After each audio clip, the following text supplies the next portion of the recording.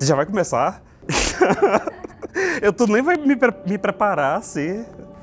Ai, meu Deus do céu. Eu tô nervoso. É porque estar na condição de professor da disciplina de entrevista jornalística é muito confortável. Porque você tá vendo os outros se exporem, não você mesmo, né? Ah, entendi. Tá, então vamos lá. E, então eu acho que eu tenho um pouco de traquejo, eu acho, né? De traquejo social. Então eu fiquei assim, tá, eu queria... Eu tenho elementos de introspecção muito fortes, muito fortes. Mas eu acho que é muitíssimo importante ter traquejo social, saber lidar com as pessoas, saber que em alguns momentos você tem que estar em coletivo, né? Porque eu amo estar sozinho. Amo estar sozinho. Desde criança. Eu me isolava no meu quartinho de estudos e ficava ali, ninguém mexia comigo, me deixa aqui no meu cantinho. Até hoje eu sou desse jeito, né? Meu companheiro reclama muito, que eu me isolo muito. Vou pro escritório, tranco a porta, vou pro quarto de hóspede e fico lá no quarto de hóspede trancado. Vou pro banheiro e passo não sei quanto tempo sentado na privada, e aí olhando o celular. Às vezes eu leio, enfim, mas eu gosto muito de estar sozinho, mas eu também gosto de estar com pessoas em alguns momentos específicos. E sei também que a solidão não é legal, assim. Tem momentos que eu me cobro estar com as pessoas para não me afundar. Porque eu sou nascido e criado no Pirambu, mas eu sinto que, principalmente eu e a minha irmã, assim, meu irmão já desgarrou um pouco assim dos caminhos que a minha mãe tentou assim orientar silenciosamente, porque a minha mãe sempre teve uma educação que não era... Ela deu uma educação que não era muito de dizer faça isso, faça aquilo outro, de dar conselhos. E a gente foi criado, assim, muita gente acha que eu sou mimado, né? Tem essa definição sobre mim mesmo, assim, Na verdade, eu não tenho essa definição sobre mim mesmo, mas alguns amigos próximos, por muito tempo, me chamaram de mimado. E eu ficava avaliando se eu, de fato, tinha sido mimado. O que eu acho que eu fui muito protegido. Fui muito protegido. Gente, eu comecei lá no forró e já tô lá, nossa senhora. Quando eu olho, assim, depois de também fazendo terapia, né? Eu não tenho a leitura de que eu fui mimado, eu tenho a leitura de que eu fui muito protegido. E aí tem algumas coisas que aconteceram na minha infância que acentuaram essa superproteção, que foi... Eu me queimei aos 2 anos de idade, queimei meu corpo inteiro, quase morri. Eu tirei uma leiteira, o leite estava fervendo no fogão. E minha mãe gritou para alguém assim, apaga o fogo. E eu fui lá e tirei a leiteira do fogão e fui derramando o leite sobre mim. E queimei meu corpo inteiro. E eu fiquei por 2 meses múmia, todo enfaixado, corpo todo enfaixado. Minha família achava que eu ia ficar cheio de queloide e tal, né? E eu fiquei só com uma marca aqui, não dá pra ver muito bem, e tem uma marca aqui, uma pequena queloide aqui. Porque aquela criança de 2 anos que quase morreu, coisas do tipo, né? E aí passei 2 meses enfaixado, e quando ia trocar a faixa faixa grudava na pele, né? Então sempre doía muito para trocar a faixa. Obviamente que eu não lembro de nada disso, eu tenho algumas memórias que foram a partir dos relatos, né? Quando ia trocar a faixa, a minha mãe conta que eu chorava muito, né? Porque a faixa estava grudada na pele. E aí ela foi e pediu pro médico para não colocar mais faixa. E o médico disse, você é um irresponsável, seu filho vai pegar uma infecção. E ela disse, não, mas eu vou abanar ele todos os dias, todas as horas, até a pele dele se regenerar, nenhuma mosca, nada vai tocar a pele dele e você não vai mais botar a faixa nele. E ela assinou um termo de compromisso no hospital, se responsabilizando por qualquer infecção que eu pudesse vir a pegar, né? E o modo como ela foi contando essa história para mim, quando eu fui crescendo, Eu ouvi algumas vezes de várias pessoas da família e a relação que eu passei a estabelecer com esse episódio não era uma relação dramática. Era uma relação assim, porra, que massa. Até porque a minha mãe botava essa coisa da heroína, sabe? Então, eu tipo assim, eu reunia o pessoal na escola e contava. Vocês sabem, eu já contei pra vocês do dia que eu me queimei, aí quando começava a contar, o pessoal, oh! Aí eu ficava contando e achava incrível a história do dia que eu me queimei, que eu quase morri. E eu estabeleci essa relação com essa história. Teve esse episódio e teve outro episódio que foi aos 4 anos, que um primo meu, a gente estava brincando, tava eu, esse meu primo e os meus 2 irmãos, brincando de pular de um sofá para o outro, lá em casa. E aí ele foi e disse, vai, agora é a tua vez, me empurrou e eu caí no tapete com a língua para fora e eu mordi a língua e a língua ficou dependurada. Então cortou a língua e a língua ficou assim. Tiveram essas 2 questões, isso só para eu abrir um grande parênteses aqui, mas para dizer que essas questões que me ocorreram na infância, né, esses 2 acidentes, fizeram com que eu fosse ainda mais super protegido. Mas eu acho que tem outras questões que me fizeram ser super protegido também, que é a questão da orientação sexual. Que não, foi sempre uma coisa velada, né? A geração de vocês lida muito melhor com a questão da orientação sexual, né? Você falou aí da tese de doutorado, né? Eu tô na dúvida se foi na minha monografia ou se foi na minha dissertação de mestrado, que eu fiz um agradecimento. Eu fiz um agradecimento a esse meu então namorado, né? E a minha mãe leu o agradecimento. E o agradecimento não falava nada, eu te amo, coisas do tipo, era só porque eu tinha dedicado um parágrafo específico só para ele, e aí a minha mãe achou estranho, e a minha mãe chegou para mim e disse, Robson, eu li aqui os seus agradecimentos, e eu tô achando estranho. Aí eu peguei e disse assim, é agora. Porque eu já tinha colocado na minha cabeça que eu ia falar quando ela me perguntasse. Aí eu disse, não, então ela tá querendo saber oficialmente, né? Aí ela disse, eu achei estranho esse agradecimento. Aí eu disse, estranho o quê? Aí ela disse assim, as pessoas podem maldar. Aí eu disse, maldar o quê? Aí ela disse, maldar, falar coisas que não são. Aí eu disse, o que é que não é? Aí ela disse assim, então você está dizendo que é? Aí eu disse, claro. Aí ela e ficou meio atônita assim e sentou no sofá, na cama. E ela pegou e disse assim, você tem certeza disso? Aí eu disse, tenho, claro. Aí ela foi e disse, mas eu peço que você não fale para o seu pai nem para o seu irmão, porque eu não sei como é que eles vão reagir. E, curiosamente, a reação do meu pai e do meu irmão foi nada do que ela imaginou que pudesse ser, assim. Tinha um pouco isso, assim, as pessoas me colocavam como não podiam me colocar na caixa do gay, que não era uma caixa aceitável, né? Me colocavam na caixa do inteligente estudioso. Era não do inteligente, era do estudioso. Que em algum momento foi o quartinho de costura da minha mãe. Mas eu acho que antes de ser o quartinho de costura da minha mãe é costureira. Antes de ser o quartinho de costura da minha mãe, eu tinha pedido para minha mãe deixar de ser um depósito, uma despensa, e passar a ser o meu quartinho de estudos. E aí minha mãe atendeu, eu não sou mimado, hein? Minha mãe atendeu o meu pedido e transformou numa espécie de escritório. E eu me sentia assim, um executivo, tinha um escritório só para mim. Minha mãe mandou fazer uma escrivaninha maravilhosa, com aquelas madeiras assim super resistentes, sabe? Até hoje essa escrivaninha tá lá intacta.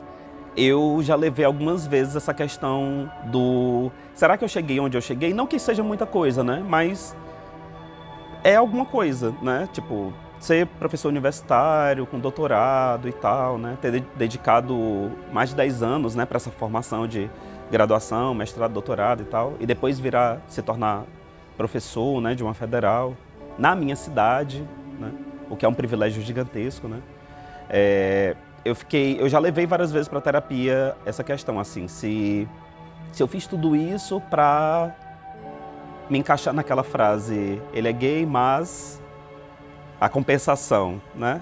As compensações que você vai fazendo para ser aceito, né? Porque eu ficava consultando qual era as profissões dos escritores e eu via que, embora não fossem formados em jornalismo, eles tinham exercido a função de jornalista, né? Eles eram geralmente médicos, advogados, porque eram as profissões aceitáveis, né? As formações, na verdade, são as primeiras formações das universidades, das faculdades brasileiras, né? E depois disso eram as profissões aceitáveis para aquele extrato socioeconômico, né? E aí eu disse, então vou fazer jornalismo, mas na verdade mesmo, o que eu queria ser profissionalmente, além de escritor, era antropólogo. Mas eu queria ser escritor. Só que o que acontece? No jornalismo, gente, eu estou abrindo muitos parênteses. No jornalismo, eu acabei descobrindo que eu não era tão bom assim. A minha escrita não era essa coisa incrível que eu achava. Porque no colégio, eu era muito elogiado. Eu ganhei prêmio de poesia, prêmio de crônica, coisas do tipo, né? E era muito elogiado pelos professores, fechava a redação. Eu era muito arrogante assim, na coisa da redação, sabe? E essa minha arrogância foi o que me reprovou a primeira vez na UFC. O que aconteceu? O Rubens, a gente já tinha, bem en passant, discutido a possibilidade de, além de casar, né, que não é uma coisa que a gente fez ainda, casar oficialmente, de ter filho, né?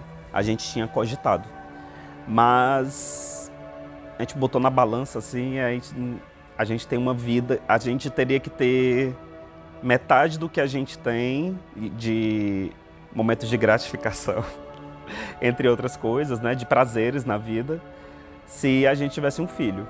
E ele tinha essa coisa de dar nome de bairro aos animais.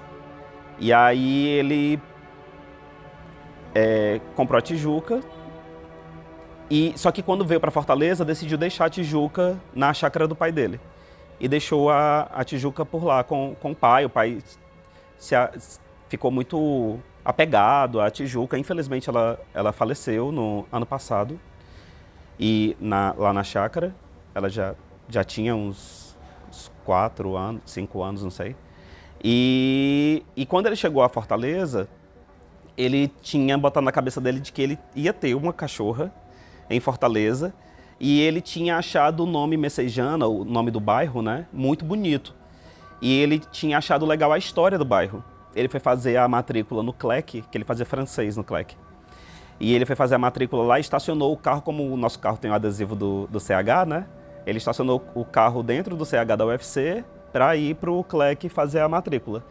E chegando lá tinha uma caixinha com os cachorros, um servidor da UFC tinha deixado, a cachorra dele tinha dado cria, ele tinha deixado com segurança para caso alguém quisesse adotar, pegasse o cachorro. E os funcionários da UFC foram pegando os cachorros, e o Rubens disse assim, eu posso pegar um cachorro, um desses cachorrinhos, mandou foto, aí disse, eu posso pegar um desses cachorrinhos pra gente?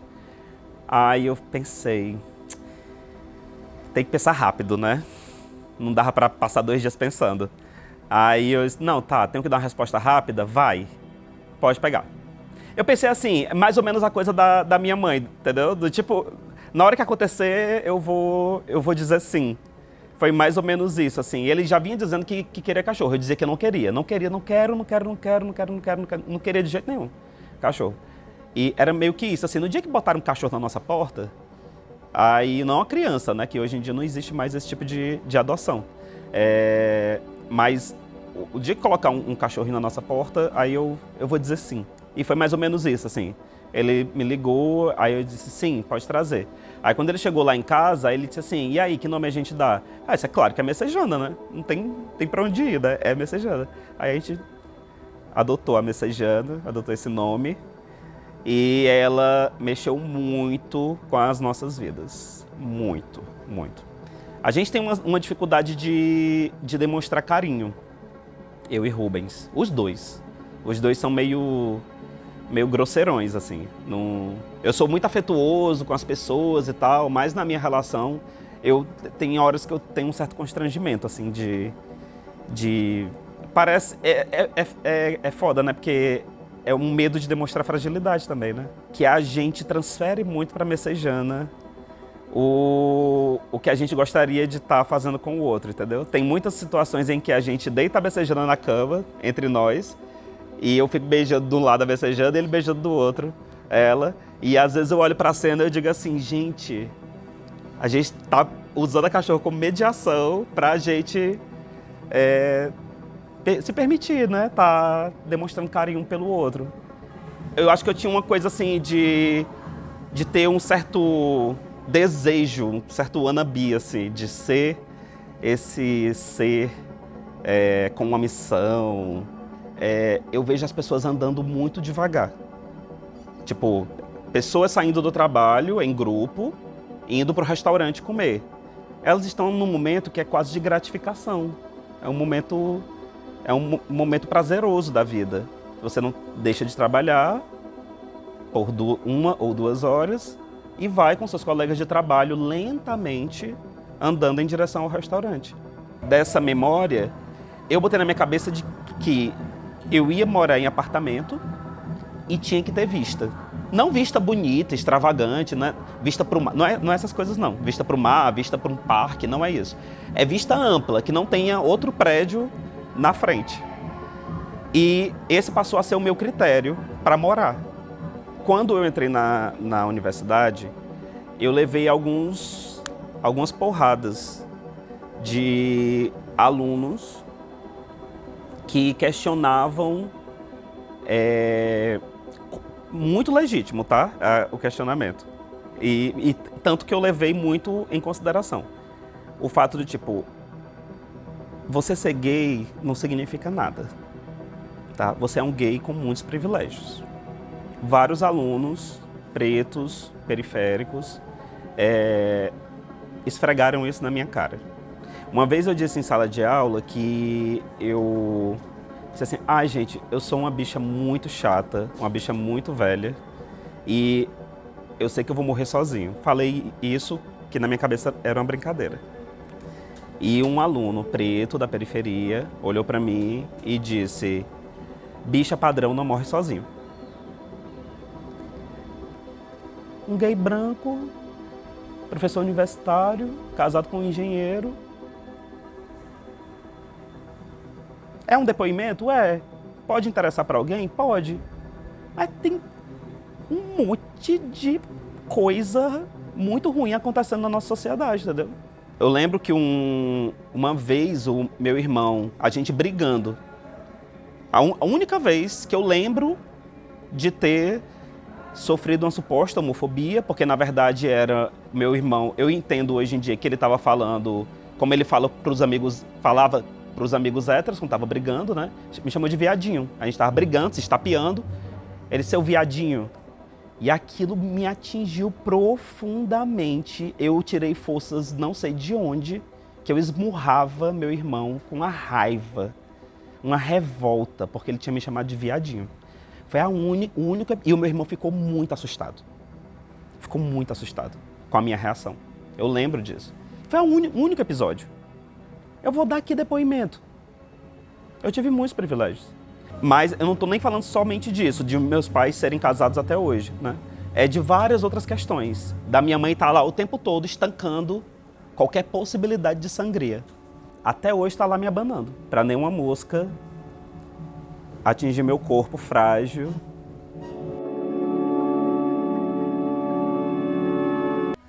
A cara da psicanálise, isso.